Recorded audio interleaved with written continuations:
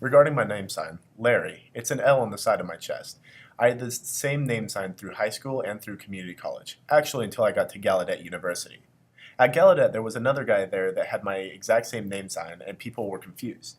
But he was older, and he had entered Gallaudet before me, and so my name sign was changed, and it was just spelled Larry, almost like a lexicalized sign. So he kept his name sign, and mine just became really finger spelling my name.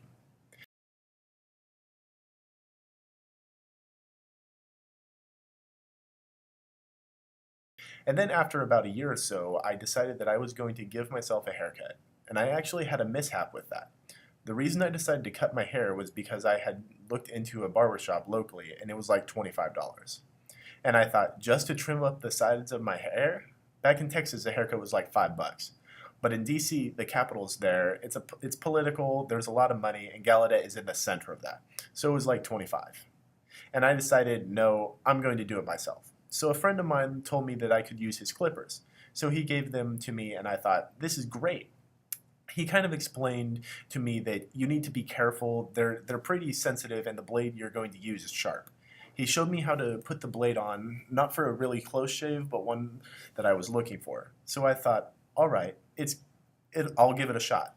So I really just needed the sides trimmed up. Oh, no, wait. First, I started with the sideburns. On the right side, I kind of trimmed, and I noticed that the left side seemed to be a bit longer. So I took the blade and went over there on the left side and actually made it worse. So they were definitely not even. I was trying to even them up, but it wasn't happening.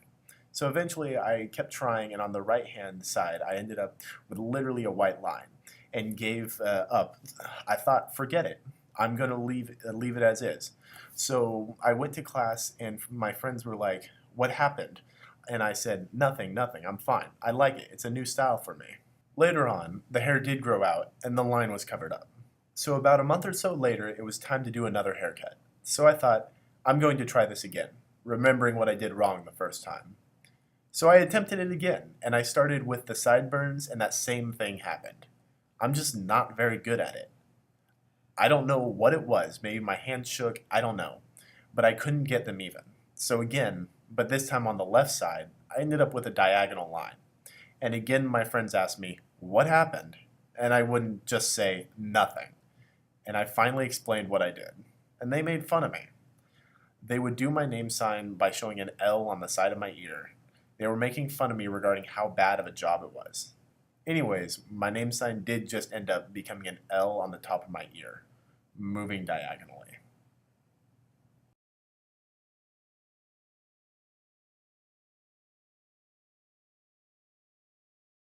So I graduated.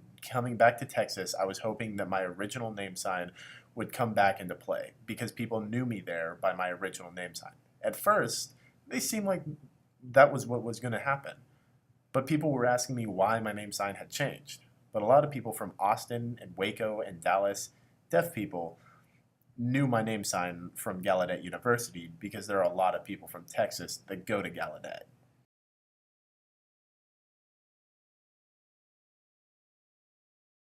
And I was just kind of stuck with it. So I just have to so I have to just stay with that name sign. That's all right.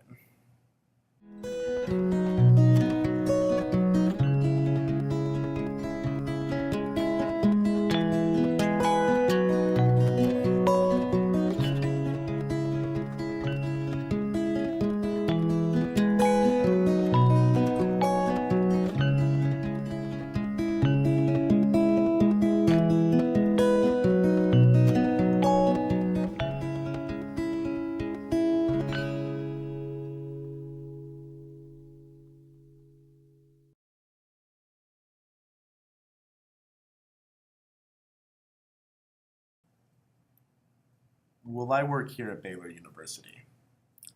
I am the ASL lab assistant. I've been here at Baylor for about 14 years. I have really enjoyed working with the professors here. There's a professor who teaches ASL, one who teaches more in deaf ed, and one in interpreter training, and I work with all of them. I assist them in the classroom with teaching. I'm responsible for the stations in our ASL lab and managing the entire lab. I take care of things on the computers like setting up folders, disseminating information. I'm also responsible for keeping the videos and DVDs organized and making sure none of them are missing. That type of thing.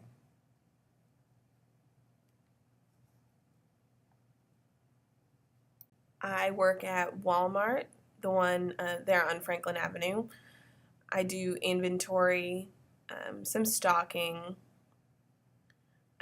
I've been there for 19 years, and actually, for those 19 years, I've done a lot of different things. I've worked on the floor, I've worked in the health and beauty department, in the pharmacy, and I also work doing stocking. So right now, I work in the inventory system. I think it's called ICS, but anyways, that's what I've done all these years.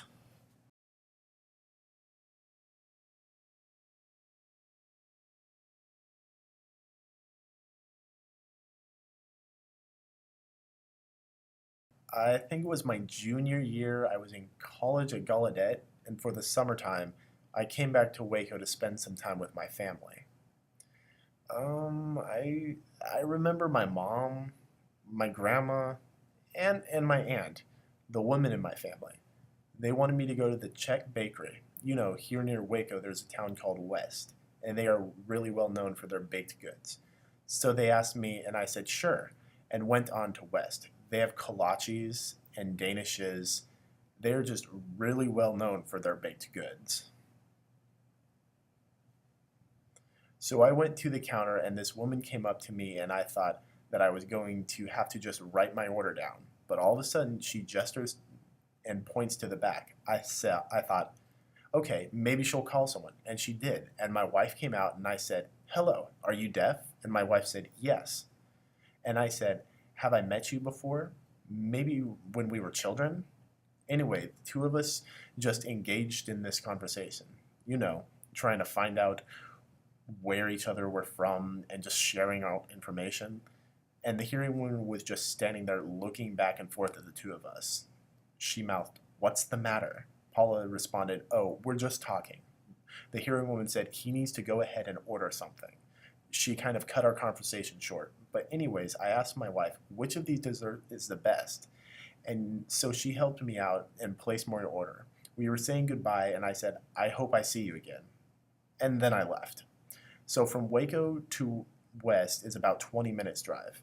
And while I was driving, I thought, wow, I met this deaf woman there. Beautiful, blonde hair. Anyways, I could not stop thinking about her the entire drive. So I got home, brought in the baked goods, and asked my mom, I said, hey mom, there's a deaf woman that works there? And my mom responded, oh, really? That's cool. I wonder if she really knew or not. I don't know. Maybe God led me there. So anyway, I could not stop thinking about her, and I told my family to hurry up and eat the baked goods. Hurry up because I've got to go back to West. I think it was like 2 days later. Yeah, actually, you came in every day. Anyways, after 2 days, I went back to the bakery, and she came up and asked me, what's wrong? And I said, oh my God, no, the baked goods were so good, we just ate them all. My family is a little chunky, kind of large, so I had to come back and get some more. So I thought that was a good excuse to come back. So I got all the baked goods and got my order and got her contact information, and I was really excited. So I left. Now, at the time, deaf people communicated via TTY. There was no video phones back then. Video phones came on the market around the year 2000. So I asked her out on a date and just couldn't stop thinking about her. I don't know what to say. We were together for a couple of years. That's right. Would you add anything to that story? No, I don't think so. Well, I'll let Paula take over now. I want to talk about the day he asked me to marry him. We were at a real fancy restaurant called Diamondbacks. It's a really nice restaurant. And I had absolutely no idea that he was going to ask me to marry him. We were just sitting at a really nice table. We ordered some wine, and we were just joking around. I don't remember exactly what we were talking about, But anyway, all of a sudden, something kind of started to hurt on his feet. And I said, "Do you need to fix something?" And I looked on the table, and all of a sudden, when I came back up, he'd placed the ring box on my plate. And he came around and got on one knee and asked me to marry him. And everyone in the restaurant saw. And of course, my answer was yes. But I also asked him, "Do you want to marry me?" And he said yes. And then he gave me a kiss. And obviously, it was exciting to share the news with my family and his family. And all of them were so thrilled. So we got married on June 1st of 1996, and we flew to New Orleans for our honeymoon, and I think we stayed for 4 or 5 days. Is that right, Larry? Mm-hmm. But one thing that was kind of sad was Larry broke his ankle, so I had to take care of him on our honeymoon, lug the luggage around and stuff. But anyway, we still had a good time there, and the food at the restaurants was delicious. We tasted everything. And I mean, we've had a lot of good times together. He's perfect for me. I agree. Let's see, we've been married for 19 years, and next year we will be, it'll be our 20th anniversary. I'm hoping maybe we can go out of state for our anniversary or something. I don't know what his plans are.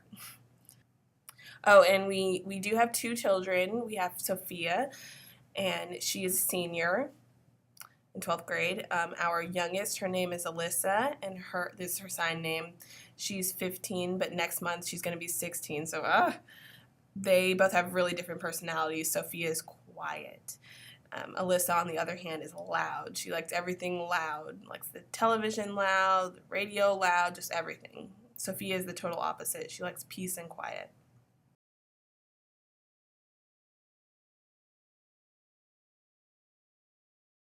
Now, when the girls were born, their first language was definitely ASL.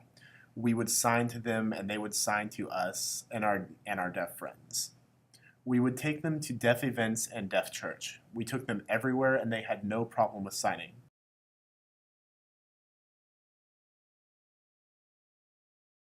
But my daughters are hearing, and I noticed that with Sophia it really seemed as if her language wasn't quite developed. She wasn't speaking at the time when she should be, so we decided to take her to a speech therapist. We recognized, being a hearing child, that she needed some assistance there. If she were deaf, it wouldn't have been any big deal. But the fact that she was hearing, it should have developed language by a certain age.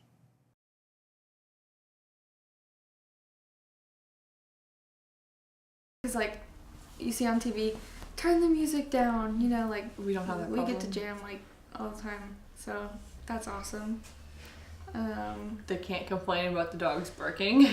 Yeah, I think the biggest con is getting their attention. I was gonna say like my dad, he gets so in the zone, like it's like he can't see anything else. Like I can be throwing stuff, he'll look at it and then just keep look walking away. Like, turn around. Who does that? Who doesn't turn around to look where that came from? Yes, and like you always start out like with a wave, you know, like you're trying to get their attention. My wave gets big. And then it's you like end up like throwing your arms around, like, which I know it's dumb because obviously their back is turned to you, but you have that peripheral little vision or whatever. You have that little like hope of them just catching it and before they like completely walk away.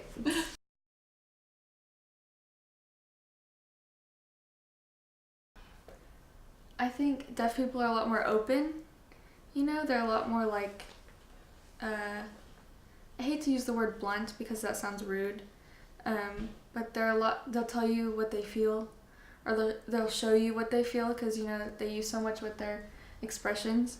So, and like, I think hearing people kind of maybe bottle it down tiptoe more. around. Yeah, they're stuff not like as that. Yeah, they're not as like, I'm gonna tell you like it is, you know, they're just kind of like hide themselves.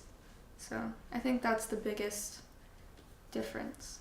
It's just like, it's like when you go up to a deaf person, like, and it be a stranger, it's like they're not a stranger. Like, it's so comfortable. Like, I don't know. I think because you understand them, you know? I don't know. It's just more like, I've known you forever than, hey stranger, how are you? So Let's see, I grew up deaf and it was a really small town. I only had a few deaf friends. I realized that I could do anything. I could dance. I was on the drill team. I played volleyball for 3 years. I was on the drill team for 3 years. I could do anything at all that a hearing person could do. I, obviously was able to get an education. I would meet hearing people and I taught some of my friends sign language. As for negatives about being deaf, I would just say it was the bullying. Kids would just tease me and they would be really rude and say things like, haha, you can't hear. But I would just think, but I can see. Obviously, I graduated high school and I'm really proud of that. So I can do anything.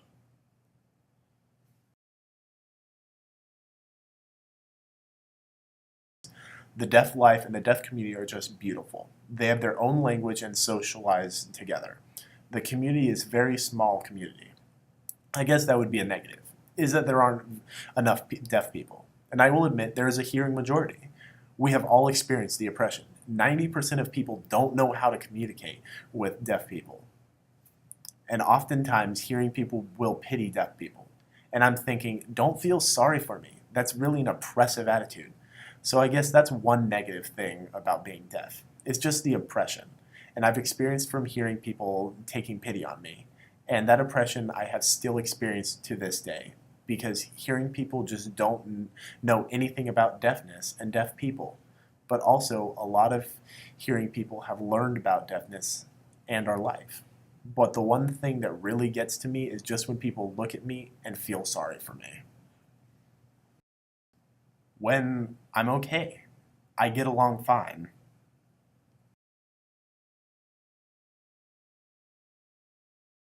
Well, regarding the kids, they should choose a major they will enjoy. I doubt that they will just totally disregard the deaf world. They love to sign and they love deaf people. Yeah, I think they'll continue to support our community and us 100%. I don't intend on moving from Waco, or at least not far from Waco. I definitely think it's one of those things that you can't just forget about and leave. It's something we've grown up with, and it's gonna be a part of our lives for our entire life. So I definitely think that's something that'll stay with us. oh, my mom, she's always saying don't forget about us, and I don't think she realizes when I have kids, you're going to be their grandma. You're going to be with them all the time, so of course they're going to learn sign language. She's always afraid they're not going to learn, and they have to.